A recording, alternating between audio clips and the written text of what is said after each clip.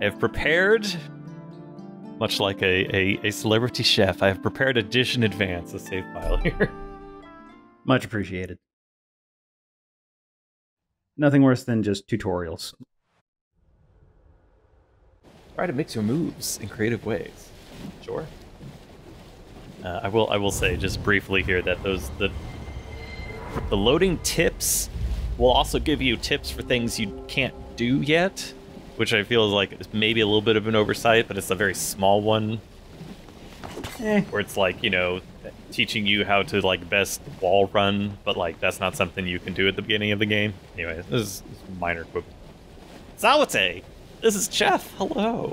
And this isn't David. This is Corey, a different guy. Hello, a different guy, Corey. David is on paternity leave at the moment. Some thrilling guests. Okay, so explain this game to me. This is a game that's called Blue Fire. Sort of a 3D platformer, very inspired, at least design-wise, by Zelda, dungeon-wise. I see you smashing pots and pot equivalents, so that checks out.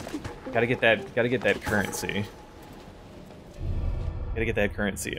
Let me see. I heard some Discord noises. Okay, we have returned. Those Discord noises were just some other folks in the Discord. I always feel a little awkward about, because I was like, well, it's a recording thing, and you know, I want to get like explicit permission from people before they're, you know, have even if it was just like a voice in the background. Anyways. Oh okay, yeah. So super important to do. But yes, this is Blue Fire. This is a game that's mostly a 3D platformer and also sort of a Zelda dungeon aesthetic. I'd say more Wind Waker-y, especially in design, like the simple designs. Mm-hmm. And it's also a well-made indie game that rarely is not available on Game Pass. So. Yeah, almost unheard of. I know. I was thinking. I was like, oh dang. I picked this up at one of the Steam sales, which is to just say on Steam, because that's how business model works. So, oh yeah, this is unopenable at the moment. I mean, if it's not on Game Pass, Steam sale.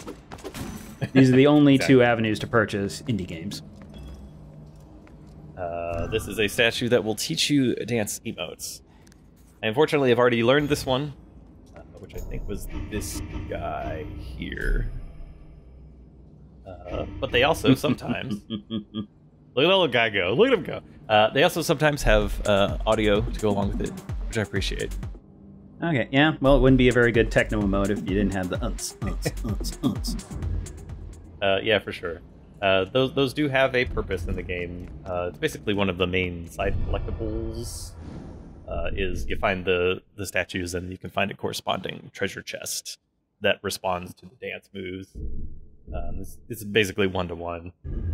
Oh, that's good. Another thing, another one of the collectibles you kind of have is, well, I mean, there's the combat. I would say the combat in this game is okay. It's fine.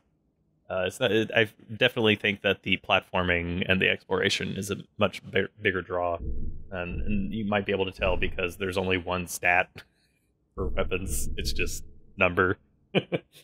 Yeah, but I mean, you don't really need more. Yes, I currently do 12. I don't know what the unit is, but I do 12. And then the other cosmetic that you can find is like a collectible in like secret areas is like different tunics. You can also buy some, which we'll get to maybe if we get through the into the next major zone. And this cool like infinity robe was found from like a secret area here in the well, they're supers. It's what they are. We're gonna go through a slightly more sewer area, and then a non-sewer area, which is a little bit more of a pleasant look to it, if I can remember how to get there. Alright, I was wondering about the cloak, because without a number, I can't tell if one is better than the other. But if they're, like, are the super moves, like, significantly, spectacularly different, depending on the cloak, then? Cloak is completely cosmetic. Ah. There's a bunch of them in the game, and it's literally just what your dude looks like. And I like this shader. It's got a little okay. Screen space coordinate UVs, little galaxy in the background. Yeah, it is a good look.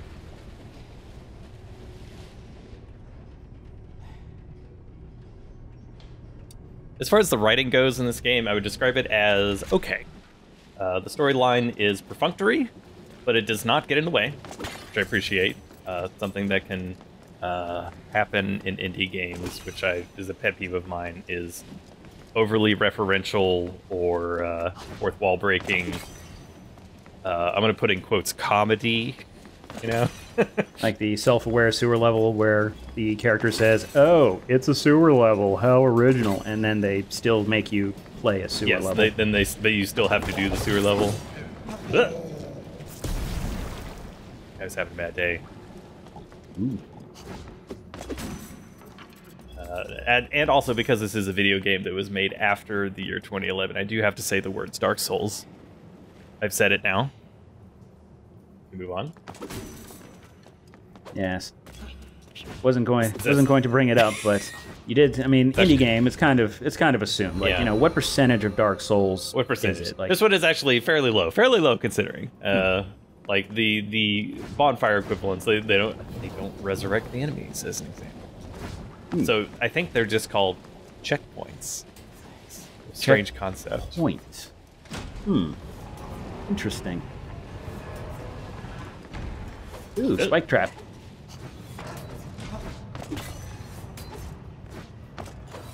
I will hopefully not embarrass myself by Doing that. we'll cut around that. I'm the one that's responsible for the editing. I was gonna say embarrass myself by forgetting that I don't have all the moves that I have later on in the other save file. Okay, got it. I think that the platforming in this game is actually really quite good. It feels quite nice. One of the other major, I guess, like, types of challenges in this game are called voids, which are basically the sort of platforming challenge levels from, like, what is it? Mario Sunshine? Yeah, Mario Sunshine, where it's just, like, floating inside a cool void and then, like, do a jump, do a double jump, do a wall run, dodge a saw trap, and get to the end. That's, like, one of the main... I think it actually just shows up in the... It's got its own... Yeah, it's got its own little section here.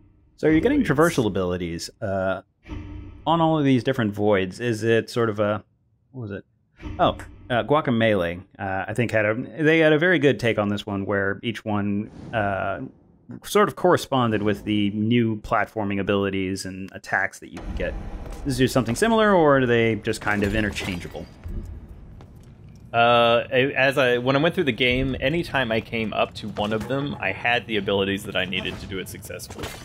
So pretty frequently, the ones that are on the beaten path are going to reflect what new ability you just recently got, which I appreciate because Good training. Despite actually liking Metroidvania design for the most part, I really don't like backtracking in video games.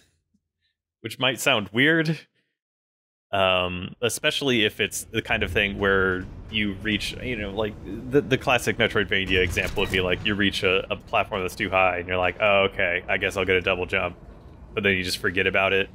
Or if you're fastidious and you actually make a note of it, and you're like, I remember there's a double, and you go back later in the game and then it just gives you like, I don't know, a $10 of the game's currency. And you're like, oh.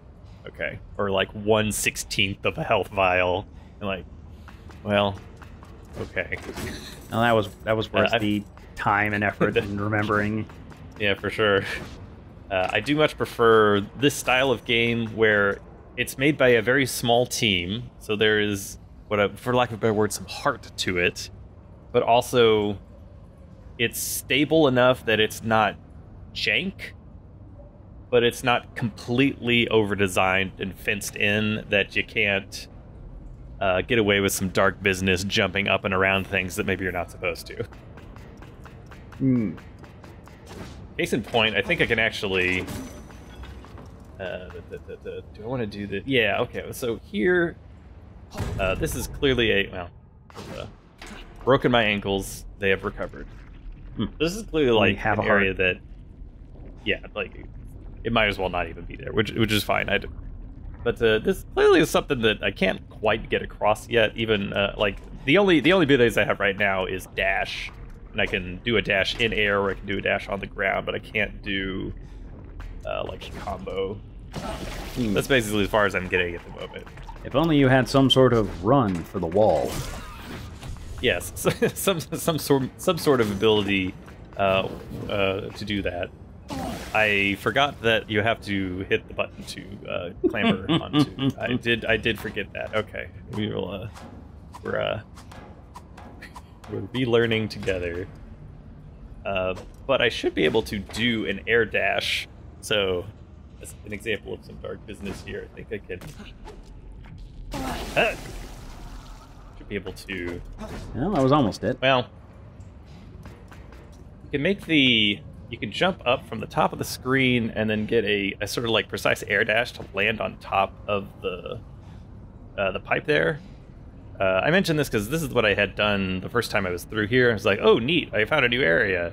But then I quickly needed the same abilities that it assumed I had anyways in the next room. And was stuck there. But fortunately, this is a game where if you just hit save anywhere. It doesn't do a quick save in the sense of putting you back where you were, but it will. Hey, guy, thank you. It'll put you back at the last checkpoint, but you'll retain any progress you've made anywhere since then if you do the save, the manual save button. Just kind of over here somewhere. Yeah, so you just do save. So you can basically at any time just warp back to your previous checkpoint by just hitting save, main menu, reload your save. Which was good because I was wondering how I was going to get out of that particular situation without resorting to more creative methods. Yeah, that's good. Oh.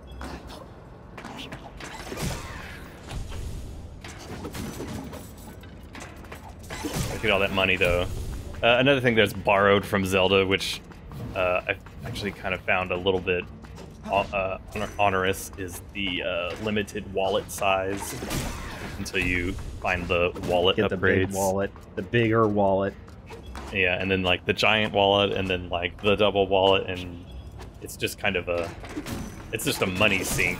It's like, well, I'll just save the money until I'm not getting it. Like I've already reached the maximum up in the upper left corner there. Got a little 3K going. And or if it's like Zelda, it's like the only reason you want the big wallet is to literally buy the one thing so that you don't have that one small gap in the inventory taunting you forever. That is exactly the style of this game. There are a number of NPC shopkeepers, but often you'll find a new one and it'll be like, I have an item that's 3,100. It's like, okay, I get it. You can't see me, but I'm shaking my head disapprovingly. I could feel the shake. Good. We are out of the sewers, though. We have a very it's anytime I feel like yeah, modern indie game musicscape is defined by that oboe, oboe and flute combo. It's very Hollow Knight. Binoculars. Oh yeah, it's also some binoculars, which is just kind of a static thing you can look at from somewhere in the zone. Now, is it meant to give you like puzzle hints, or is it just, hey, look at our pretty artwork? It's not puzzle hint. Well, actually, I suppose this one is showing you, like a door, right? And I think that it'll be open later, so I think that's their way of, pointing you. Remember, there's a door over there you can try and get to. We don't have the ability to get over there just yet. You can see the checkpoint down there. But first... What are you buying? This guy has... Well, has QED. Oh, it costs more than my maximum. It's regular Diet Cloak. These cloak colors, this was kind of like a money sink at the mid game. Like as soon as I got to the mid game and kind of like had all the stuff that I already wanted, it was like, well, I guess I'll just go back and finish the collection, you know. I kind of like the galaxy look anyway, so I don't feel the need to splurge on any of these. But yeah, I was about to say it feels like they have this one kind of backwards, and that you clearly already have the best, and now it's just trying to say it's like, hey, orange maybe. I was, you know, but I did feel proud of actually finding a little secret area that had this little item in it. It was a not quite obvious series of jumps on like little pieces of geometry and statues that I think in a worse platformer would just have an invisible wall just around the whole thing. So I was like, okay, I like that. We get a little taste of the writing style. Oh, like I said, okay. I did mention, of course, the words Dark Souls because in the Year of our Lord 2022, we still have to say those words. Also, staying on brand for the channel. Even though the enemies do not respawn at a checkpoint, you do have parries, and you still have the Optimus Princeps font used, which is just the Dark Souls font.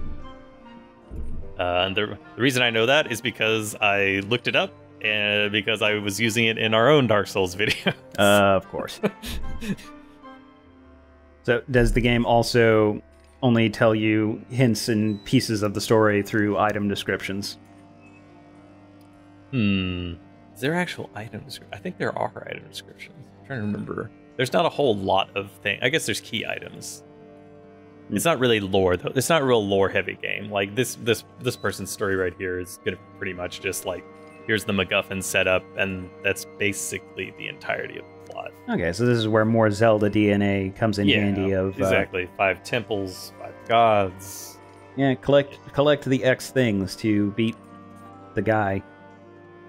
Created hope for the living, judge deeds, 5 gods, 5 temples, 5 gods, at peace, temples, death, and gods rest eternally, that past, visually balanced light child, much worse than the fact the queen.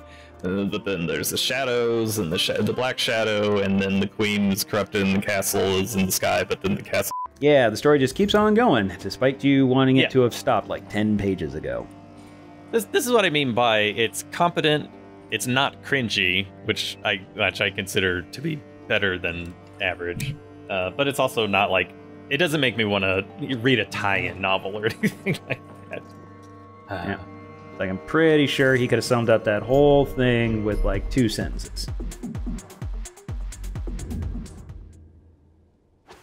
This is one of the... Actually, this kind of reminds me more of like a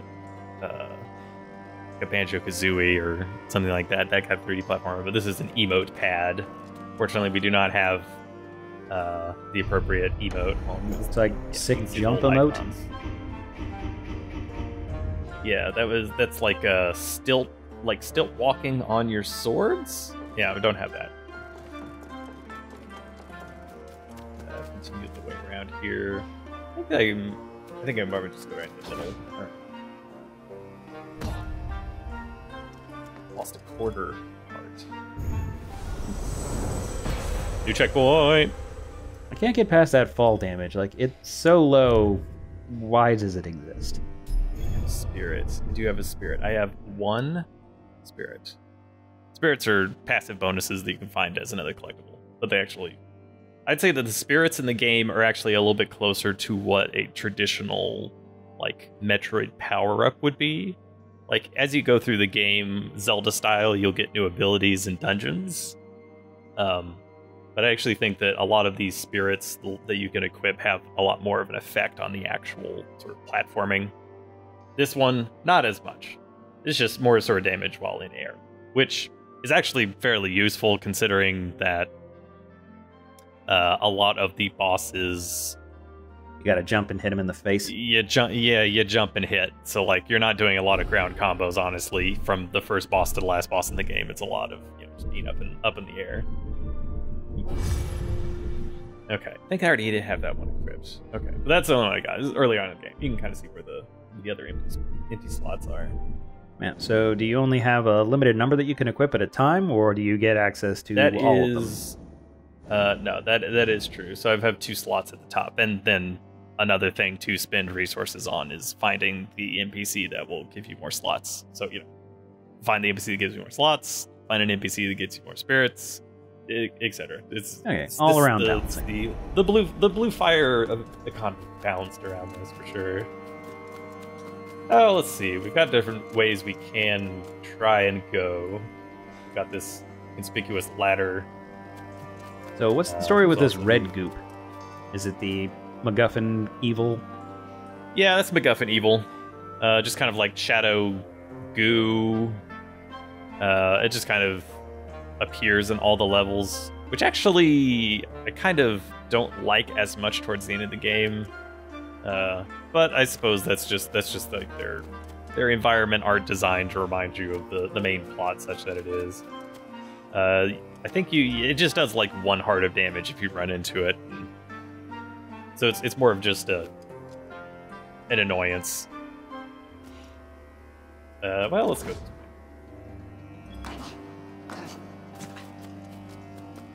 If I can't, no, can't do wall kicks yet. Ugh, I can't do anything.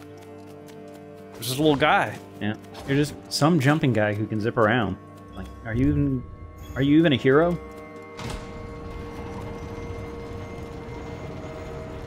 Abandoned path. I've reached the slow walk into a new loading zone. I anticipate I won't be able to go very far here, but we'll see.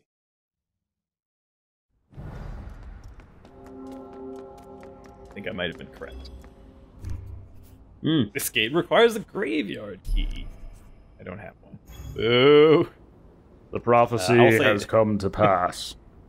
I will say that this kind of tease at least diminishes as the game goes along, because I kind of find this a little bit annoying. Like, why not have the area that I can see here be open and the graveyard key be like off to the side, so that I can have a little bit of new exploration, optional, but then still have to come back. Anyways, it's more of a quibble, really. That's one of the things that comes with developing your 2nd, 3rd, 4th game. Yeah, or even having the locked door be here, so I don't have to like go through the transition. Like have this be the graveyard door, or be like, oh, okay, and then I can turn around and go back the other way.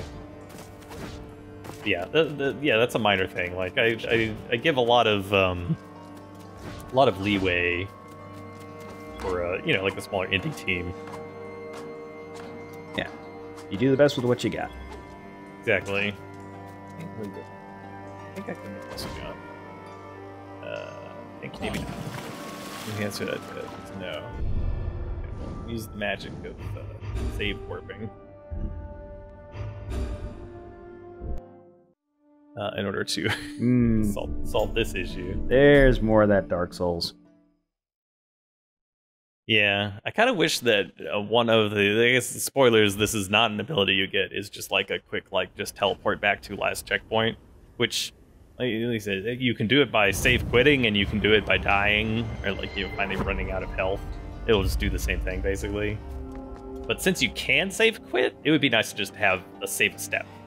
Another quality of life thing is just, like, maybe not super obvious at first when designing a game, but like could come out with a as game tester brain is going, can't turn it off. Yeah, because I'm gonna fault you on that. Wolfgang,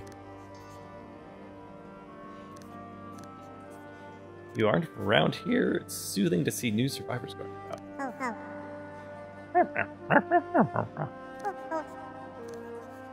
Stop thinking about the temple. Something about it calls me. Home to a god called Nuos. I think that's really true. Nuos, I think, has actually the one that I think talks to you a bit in the tutorial first area. Is like, come find me in my temple, before getting the plot down from Ari up there. I need to make this jump. Yeah. All right, now we're progressing. Talk to the librarian.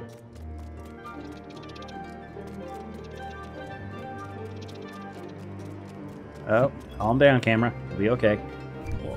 Yeah. So now that camera move I was doing intentionally. Like it wasn't a near situation. I find that the default camera speed is a little too slow to do the spiral staircase, but I like it as the camera speed in any other locations. Anyways, it's a minor thing. Mork!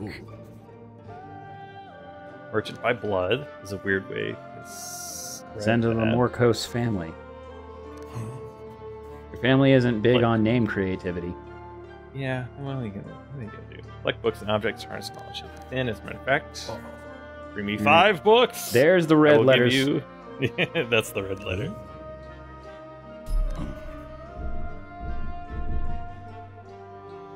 So this guy will actually, we actually get something useful from him. So the large pouch, which costs more than we have at maximum. So this is not the next upgrade, but maybe the one after that.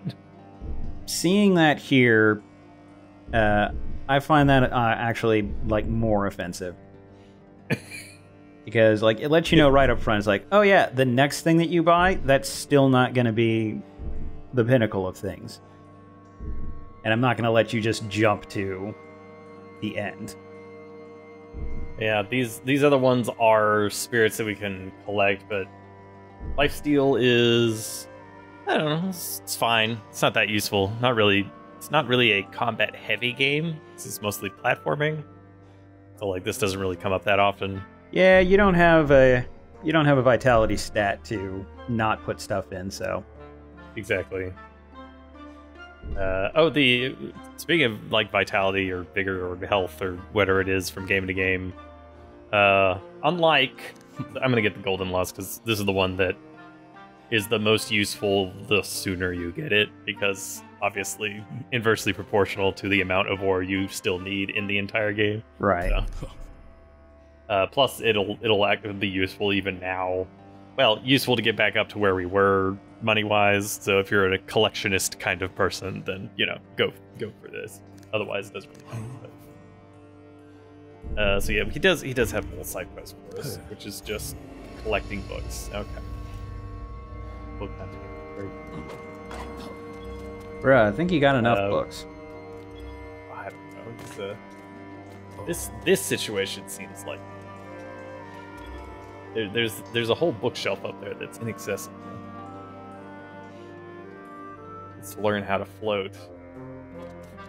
Anywho. The other books you can find are actually just kind of scattered about in this area. But they only magically appear now that I talk to him. So there's a set of books here. Like the whole set of just books just lying on the ground. This is another minor thing with the writing, where he's like, I need 5 books, but he needs 5 sets of books, or what he really needs is, I need 5 items, and the item is a set of books. So, but he doesn't really ever refer to it as that. Yeah, so book set. That's what he said. We'll get 5 of these in the general area, and kind of go from there. Money.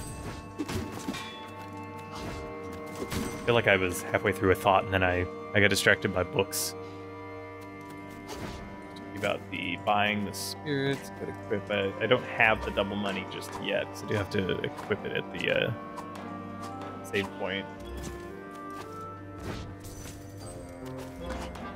Let's see. Yeah, we could go. I think we could at least try and go a bit into the nuanced temple.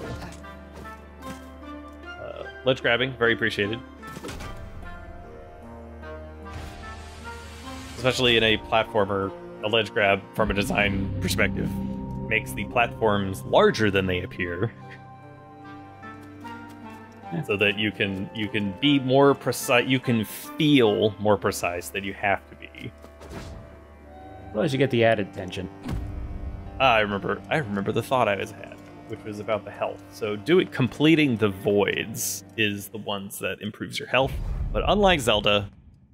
It just gives you a full container each time you beat one of the voids. It's not a beat 4 of them to get a full heart container situation.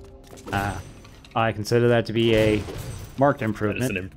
That is an improvement for sure. If I have one complaint about Zelda, and I have more than that, it is that it is always 4 pieces of heart, except for the one where it was 5, and the other one where it was, well, you could choose 4 for the hearts, or you could choose 4 for the stamina, but you really need both, so it's kind of like 8.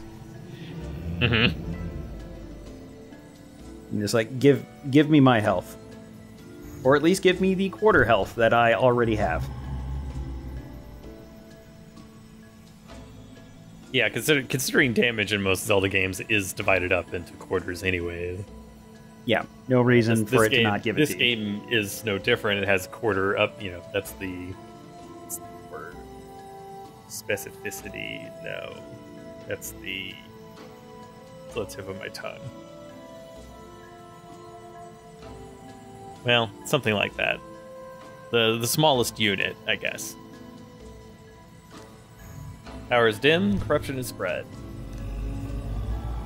Powerful gauntlet. Go on. Gauntlet, red word. Mm-hmm. Means it's the only important thing he said. Yes, perhaps. I ask you, make it. Yep, the grotto, find the claws. Okay. Okay, looking for a gauntlet, looking for claws. Most games, I think those would be the same thing.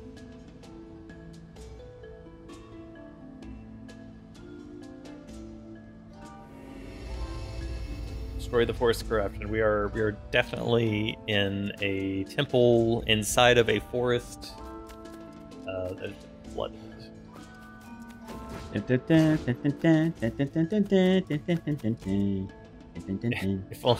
only I were able to somehow cross this impassable gap.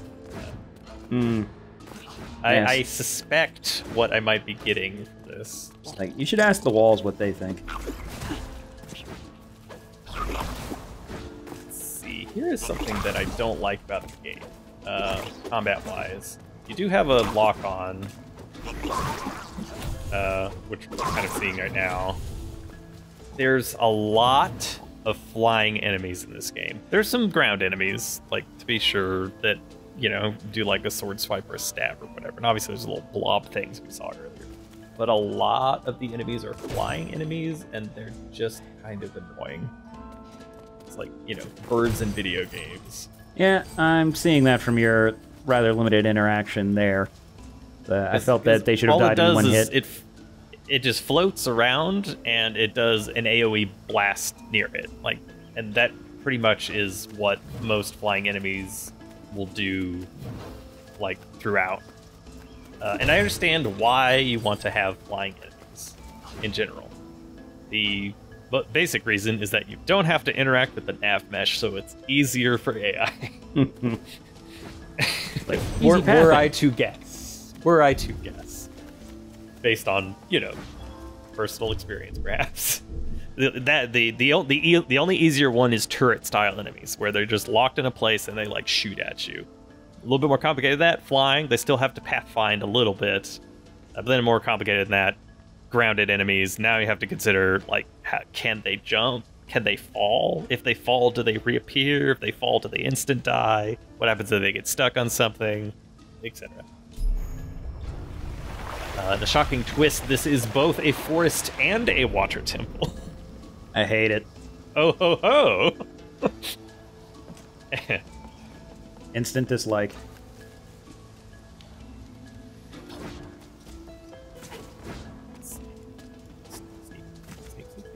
No. Okay.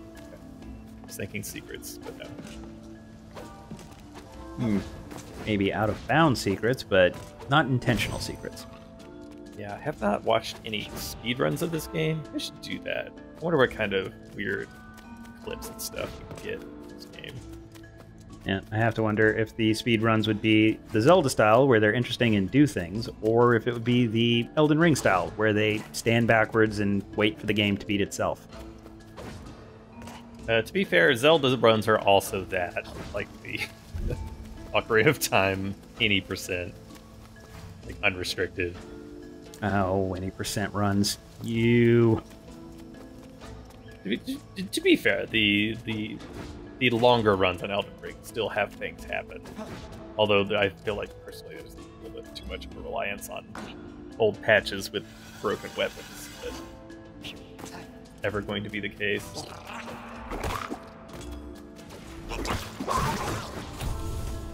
Another annoyance with the flying enemies is that they are often flying over death pits.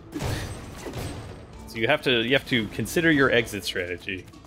Or what often I do is just mash as much as possible while I'm there, and then just take the L and respawn. Yes, I'm not carry fire essence. I'm seeing the source of the annoyance with the flying enemies. Like so. So in that case, I did not have a air dash left, because one of the things you can do in the game is if you do a neutral dash, you'll dash towards your target. Let's see if I can do like. Okay, well that's the bad example because it's on the ground, but if it's up in the air, it will similarly direct your dash towards them. But since I only have one dash, it's actually more beneficial to like save it to the end to get out of there. Anyways, small things. I've got an old key. That is a giant ass box for a key. It is a key that perhaps can only be used once.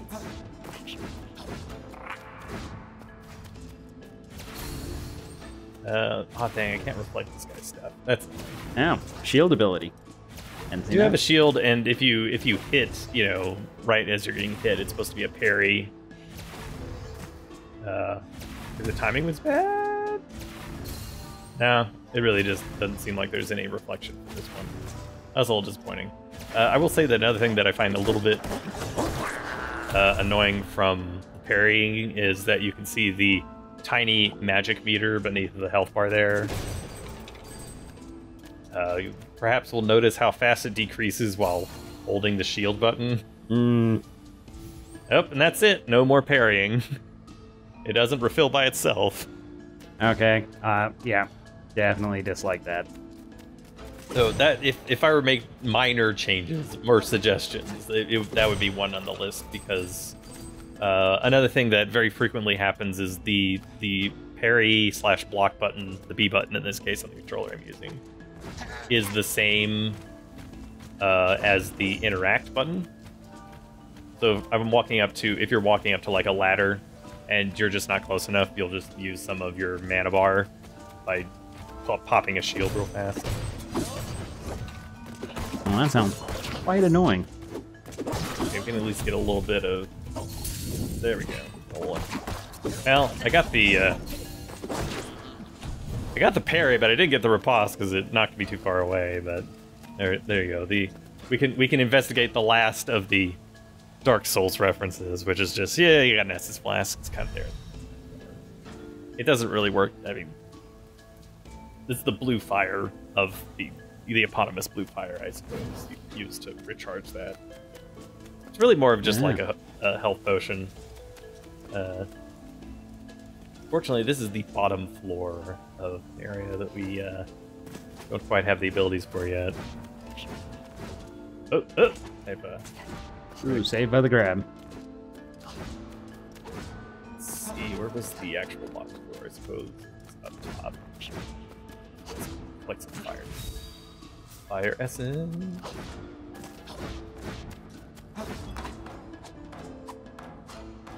I do appreciate that the default climbing animation is the jump and grab, jump and grab. This is not me jumping and grabbing.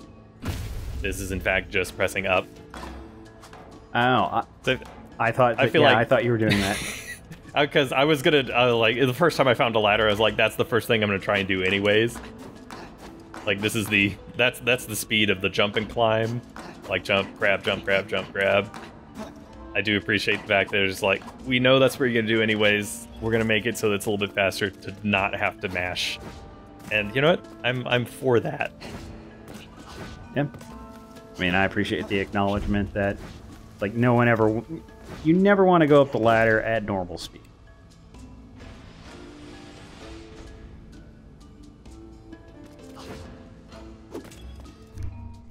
Use key. Can only be used once. Sure. I have a feeling that I will have just enough keys. This is, I guess, the first-ish dungeon. So this next design is not something that I necessarily hate. It's just it's still maybe a little too simplistic. In that you can see that there are 2 key doors and there's 3 exits. So it's basically get a key, get an item. Just a little. I was just like, well, I was like, okay. I mean, that's like Zelda 1. I mean, if you're gonna get inspired from the Zelda games, then you can be a little bit more creative about it, I feel like. But on the other hand, it's also impossible to release a video game. So congrats on them doing that. Yeah. I mean, Bulky. they typically say that the first step to mastery is imitation. The first step to imitation is opening a blank file in that program that you downloaded but haven't started doing anything in yet.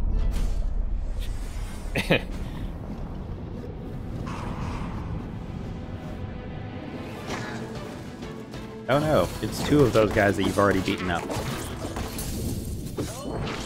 I've done it. I'll say another minor quibble with the combat is that the parry or the animation for the enemies doesn't have, a few of them don't have, I feel like, not enough startup frames. So I think later on those enemies will get a thrust attack, and it basically they just become a hitbox instantly. So it's like really hard to parry, which makes it kind of annoying. Ah, But you got again, the big as a key. I got a big key. A small thing.